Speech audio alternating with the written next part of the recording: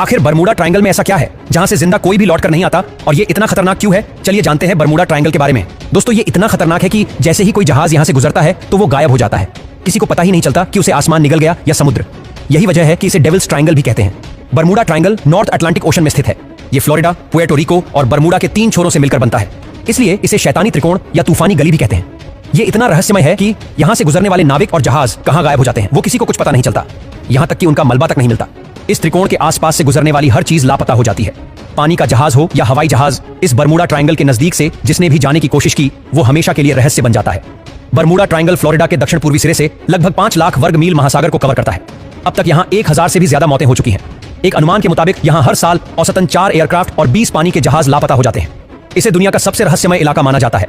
इस Bermuda triangle का कई साल तक वैज्ञानिक भी यहां जाकर इसकी रहस्य से पर्दा उठाने की हिम्मत नहीं जुटा पाए, क्योंकि जब भी वो यहां पहुंचते हैं तो वो तूफान का शिकार हो जाते हैं।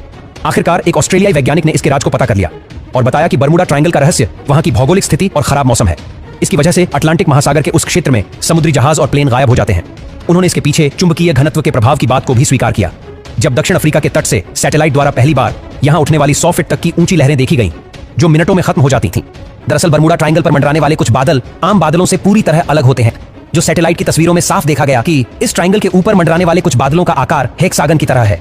इन बादलों के नीचे 274 किलोमीटर प्रति घंटे की तीव्रता वाली तूफानी हवाओं का बवंडर होता है, और वैज्ञानिक इस बवंडर को एयर बम कहते हैं, जो रास्ते में आने वाली हर चीज को खुद में समा लेता है। ये एयर बम जब नीचे आकर समुद्र से टकराता है तो इसकी वजह से ऊंची ऊंची खतरनाक लहरें उठने लगती हैं, और समुद्र में उठने वाली यही लहरें आसपास मौजूद हर चीज को निगल जाती हैं। जब कोई जहाज इस हवा की चपेट में आता है तो अपना संतुलन खो बैठता है, जिसके कारण वो दुर्घटनाग्रस्त हो जाते हैं। दोस्तों, आज भी वैज्ञानिक इस बरमूडा ट्रायंगल की मिस्ट्री को सुलझाने की कोशिश में जुटे हैं, ताकि ज्यादा से ज्यादा जानकारी जुटा सके। तो दोस्तों, इस खतरनाक बरमूडा ट्रायंगल के बारे में आपका क्या कहना है, हमें कमेंट में जरूर बताना।